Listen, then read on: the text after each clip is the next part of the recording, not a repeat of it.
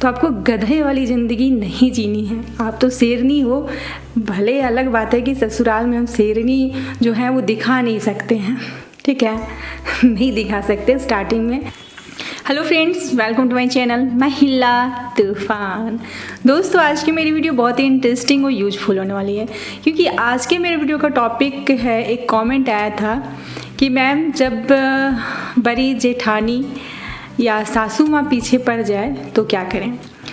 तो इसके लिए मैं कुछ पॉइंट्स लिख के रखी हूँ जो आपके काम आएंगी। ऐसे ये टॉपिक सुनने में जो मेल होते हैं या जिनकी लाइफ में ये प्रॉब्लम नहीं है, उन्हें बहुत ये मतलब ऐसे ही लगता है कि ये कोई टॉपिक विषय बात करने का, चर्चा करने का नहीं है।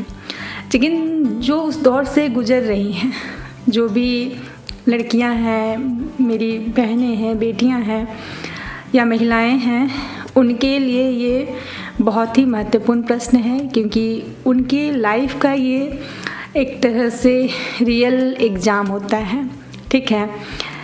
क्योंकि हम जब पढ़ाई लिखाई करते हैं मैके में, तो एग्ज़ाम की तैयारी बहुत ज़बरदस्त करते हैं और सक्सेस भी करते हैं, सफल भी होते हैं। लेकिन जब रियल लाइफ में हम जाते हैं, जब हमारी शादी हो जाती है, तो हमें बहुत कुछ ऐसी परिस्थितियाँ आती हैं, ऐसी घटनाएं हमारे साथ होती हैं कि वो पढ़ाई लिखाई किताबी ज्ञान से बिल्कुल अलग होता है और ये व्यवहारिक ज्ञान होता है, और जीवन में कैसे हमें जीना चाहिए। तो ये टॉपिक सीधा सीधी मैं कहूँ तो स्मार्ट बहू कैसे बने, ठीक है। कि जैसे कि जब सास और जेठानी आपके पीछे हाथ धो के पड़ जाए तो क्या करें, ठीक है।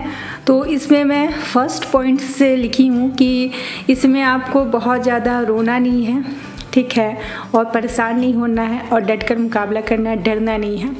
जैसे होता है ना कि हम शुरू में ससुराल जाते हैं तो बहुत डरे सहमे होते हैं। अब मैं सबकी बात नहीं कर रही हूँ, जो इस प्रॉब्लम में है वो शायद डरी हो, सहमी हो, सीधी हो, तभी इस प्रॉब्लम में वो फंसी हुई है, ठीक है। तो इसमें फर्स्ट सॉल्यूशन मैं दूँगी कि आपको वो ना, जो सासू माँ है या जेठानी है, आप पे उनकी पूरी नज़र रहेगी, ठीक है।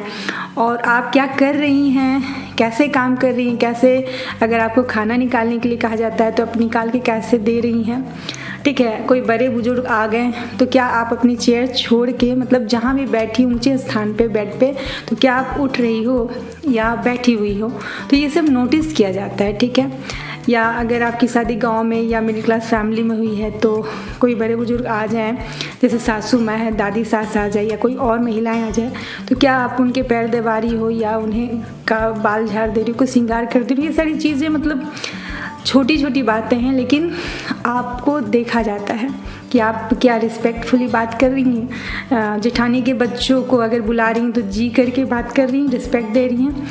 तो ये सारी चीज़ें जो है ना, देखा जाता है।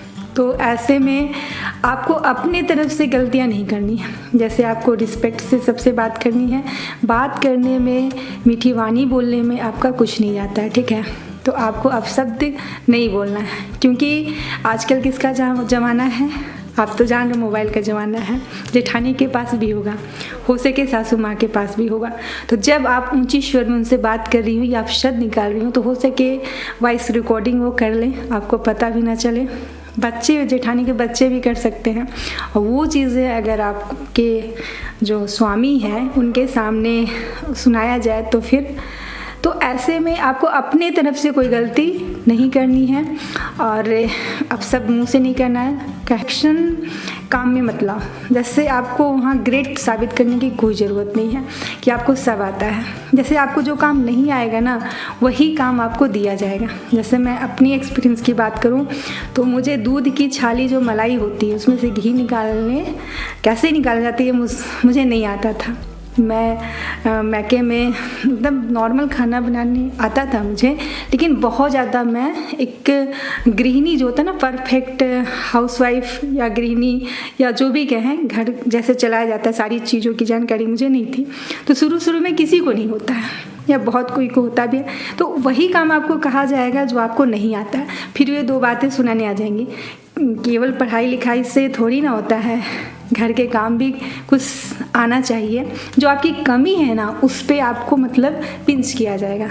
समझ रही हो मेरी बात। तो ऐसे में आपको जो काम नहीं आता है ना, उसे करने के लिए कहा जाए तो आपको करना ही नहीं है, ठीक है। बोलना है सीधे कि मुझे ये काम नहीं आता। अगर बोलने में आपको दिक्कत होती है तो सीधे सीधे आपको कहना है कि मुझे ये काम नहीं करना है, ये काम मेरे से अच्छा आप लोग कर सकती हैं, आप लोग ही कर लें, और आपको जो आता है आप वही काम करें, ठीक है। दूसरी बात है कि विवाद से बचो, चुप रहो और स्माइल करो। 2 बातें जेठानी, क्योंकि वो हाथ धो के पीछे पड़ी हैं, तो हाथ धो के पीछे पड़ी हैं तो वो तो कुछ ना कुछ कहेंगी ही ना, ठीक है। एक टोन मारना, ताना मारना जिसे होता है, ठीक है, कि मैके में सीधे वो अटैक करेंगे कि जैसे कहा जाता है माँ बाप ने कुछ सिखाया नहीं और चली आई, पढ़ाई लिखाई से सिर्फ क्या होता है, कुछ आता नहीं है, या कुछ भी, ठीक है, कुछ भी कहा जाए, या माँ बाप ने दहेज नहीं दिया, तो कुछ तो सुनाया जाएगा। क्योंकि वो हाथ धो के पड़ी हैं तो आपको किसी भी तरह से आपका अपमान करना वो चाहेंगी। तो ऐसे में वाद विवाद ना बढ़ाएं, चुप रहें और आप चालाकी करें कि आपके पास अगर स्मार्टफोन है या जो भी फ़ोन है उसमें वॉइस रिकॉर्डिंग कर लें, और उसके बाद आप जब फ्री टाइम या बहुत प्यार से जब भी अपने पति के साथ रहती हैं तो आप उस समय उनको सुना सकती हैं, तो कि ऐसी ऐसी बातें मेरे साथ होती हैं प्रूफ के साथ, ठीक है। तो इसमें भी आप उनसे रिक्वेस्ट करें कि ये चीज़ें आप सबके सामने ना लेके आनी, तो सब कहेंगे देखो आते ही कितना तेज़ है, बहुत पढ़ल नुबिया, ऐसे हम लोग भोजपुरी में बोलते हैं तो ऐसे कहा जाएगा। तो ये काम आपको नहीं करना, बस उनको जानकारी देना है, ठीक है, कि आपके साथ रियल में क्या हो रहा है। क्योंकि ये बातें बहुत छोटी लगती हैं, लेकिन जब हमारे साथ होता है ना तो हम कितने भी पढ़े लिखे रहे हैं हम परेशान हो जाते हैं, फिर हमें ज़िंदगी में लाइफ में जीने का मन नहीं करता, बहुत डिमोटिवेट होते हैं कि इतने पढ़ लिख के भी हम कुछ कर नहीं पा रहे हैं, ठीक है।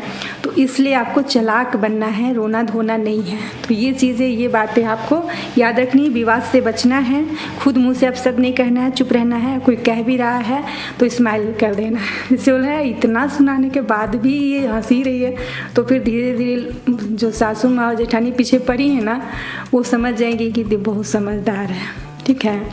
और तीसरी बात है कि जब कोई काम दिया जाए ना तो अब झटपट काम मत सल्टा दो कि सारा काम करके तब आराम से चाय पीएंगे। जब वो हाथ धो के पीछे पड़ी हैं जेठानी सासू माँ, तो आपको कभी काम से फ्री होने नहीं देंगी। तो आपको जो काम दिया गया ना, मैं एक्सपीरियंस से बता रही हूँ, मेरी जेठानी ऐसा करती थी तो मैं उन्हें देख के ही सीखी हूँ कि आपको कोई काम दिया जाए तो धीरे धीरे करें। 2 बार सुना भी देंगी, इतनी धीरे धीरे काम करती है, और वो काम के करी कैसे हुई, ठीक बा। तो ऐसे कहा जाएगा आपको, मैं अपनी भाषा में थोड़ा सा इंक्लूड कर रही हूँ। तो आपको धीरे धीरे करना है, और उसी काम के दौरान आपको अपना हेल्थ का केयर करना है, क्योंकि ससुराल में आपकी हेल्थ की केयर कोई नहीं करेगा। चाय पानी नाश्ता बीच में ब्रेक लेके कर लेना, फिर काम करना है। समझ रही हो मेरी बात। यहाँ तक कि आपको स्नान करने का टाइम, पूजा करने का टाइम, प्रॉपर समय से खाने का टाइम भी वो नहीं देंगी, क्योंकि वो हाथ धो के पीछे पड़ी हैं। तो उसमें आपको केयर करना है। और ऐसा कब तक होता है, जॉइंट फैमिली में है, जब तक कि आपके हस्बैंड का कहीं और जॉब ना लग जाए, या कहीं आप और ना चले जाओ, या कुछ ऐसी बात ना हो जाए कि आपको अलग घर से रहना पड़े। कम से कम 2-3 साल, और मैक्सिमम जाए तो 4 साल आपको ससुराल में बहुत कुछ मतलब सहना पड़ेगा, झेलना पड़ेगा, और उस परिस्थिति से आपको एक तरह से अंदर से अपने आप को मजबूत करके लड़ना पड़ेगा। तभी आप आगे की ज़िंदगी आपकी खुशहाल होगी। ऐसा नहीं है कि ये समय है तो रहेगा, ये समय भी बीत जाएगा। ऐसा सोच के अपने आप को मजबूत रख के आपको जीना है, ठीक है। बहुत ज़्यादा परेशान नहीं होना है, क्योंकि हम इंडिया में है ना, तो सारी लड़कियों के साथ ये सिचुएशन आती हैं, कुछ उससे बाहर आ जाती हैं, कुछ अपनी लाइफ बर्बाद कर लेती हैं। तो आपको अपनी लाइफ को बर्बाद नहीं करना है, ठीक है। अब है कि चौथी बात है कि ज़रूरत से ज़्यादा जिम्मेदारी मत उठाओ, सहयोग से काम करें। जैसे आपको बहुत ज़्यादा काम दे दिया जाए, आप खाना भी बनाओ, झाड़ू पोछा भी करो, बर्तन भी धो, सबको खिलाओ भी, कपड़े भी प्रेस करो, तो नहीं, आप वहाँ की बहुरानी हो, नौकरानी नहीं हो, ठीक है। तो बहुत ज़्यादा आपको रिस्पॉन्सिबिलिटी, जिम्मेदारी उठाने की ज़रूरत नहीं है। आप सीधे कहें कि मुझसे इतना काम नहीं होगा, मुझे आप लोगों की सहयोग की ज़रूरत है। क्योंकि गधा कब तक रहता है, जब तो घास चरता है। तो आपको गधे वाली ज़िंदगी नहीं जीनी है, आप तो शेरनी हो। भले अलग बात है कि ससुराल में हम शेरनी जो है वो दिखा नहीं सकते हैं, ठीक है, नहीं दिखा सकते स्टार्टिंग में, ठीक है। तो हमें थोड़ा सा बुद्धिमानी से काम लेना चाहिए, चालाकी से। तो हम नहीं दिखा सकते ना वो चीज़, और गधा भी तो नहीं बन सकते कि वो जो कहें वही मान लें। तो ऐसे में करना क्या है, तो ज़रूरत से ज़्यादा शुरू से ही आपको स्टार्टिंग से काम नहीं करना है। मैं कुछ पॉइंट्स लिख के रखी हूँ क्योंकि ज़रूरी बातें ही आप तक जाएँ, तो ये इस बात का आपको ध्यान रखना है। अब है कि जब वो आप पर चिल्लाएं, ठीक है, तो आपको क्या करना चाहिए, आपको कोई अपशब्द नहीं कहना है, ठीक है, और आप उनकी वॉइस रिकॉर्डिंग कर सकते हो। ये चला के स्मार्ट वर्क आप कर सकते हो। और नेक्स्ट पॉइंट है कि पति से आपकी शिकायत करें तो पूछा जाए तब आप क्या करें। तो पति से जब आपकी जेठानी या सासू माँ आते ही शिकायत करना स्टार्ट कर दे आपकी कि आपकी बीवी को खाना बनाने नहीं आता है या आपकी पत्नी ऐसे बोलती है, तो आपको वहाँ चुप ही रहना है। जब पूछा जाए तब आपको कहना है, और जो चीज़ें आपने नहीं करी है, ठीक है, उस चीज़ को आपको एक्सेप्ट नहीं करना है। नहीं तो फिर क्या होगा ना कि कुछ जो आपने नहीं किया वो चीज़ें भी आप पे, वो चीज़ें हावी होंगी जो आपके लिए सही नहीं है। तो बस जब नई गृहस्थी, घर गृहस्थी बसती है और सासू माँ जो होती है, जेठानी जो होती हैं, वो पहले से वहाँ पे हैं, ठीक है, तो उनका वहाँ पे अपना वर्चस्व होता है। तो कोई नहीं चाहता कि कोई और आए और उनसे ज़्यादा, मतलब जैसे 2 दिन की लड़की है, देखो हमें क्या कह रही है, तो उनके सामने थोड़ा सा हमें झुक कर ही रहना चाहिए। और झुक कर रह के जब हमारा टाइम आएगा या जब वैसा समय आता है जब आपकी बातें भी सुनी जाती हैं, तो अब आपको कहना चाहिए। तो ये एक्शन आप ले सकते हो। है कि आपका कहना है कि पति जो है अपने बच्चों से कम और जेठानी के बच्चों से ज़्यादा प्यार करते हैं, या जेठानी और सासू माँ शिकायत कर रही हैं, शिकायत की वजह से हम दोनों के रिश्ते में दूरियां बढ़ रही हैं।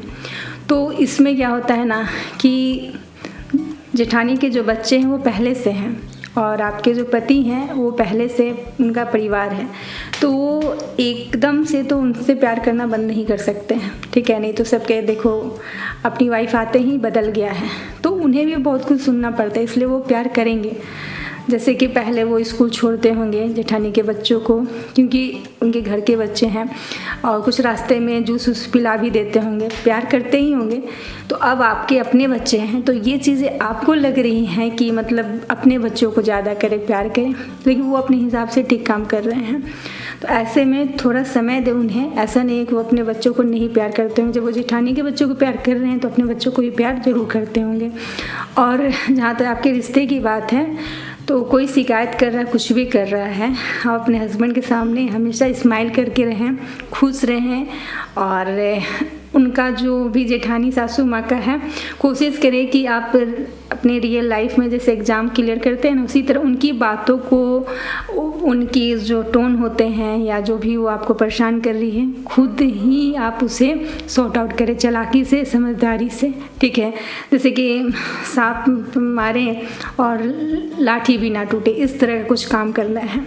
तो आज की वीडियो में बस इतना ही। वीडियो अच्छी लगी हो तो लाइक करें, शेयर करें, कमेंट करें। मेरे चैनल पर नए हो तो सब्सक्राइब करें। Thanks for watching. जय हिंद, जय भारत। और हाँ, आपको क्या लगता है कि इस टॉपिक में क्या करना चाहिए, जो भी मेरी बेटियां हैं, बहनें देख रही हैं, तो कमेंट में कुछ सुझाव ज़रूर बताएं। मुझे आपके कमेंट का इंतजार रहेगा।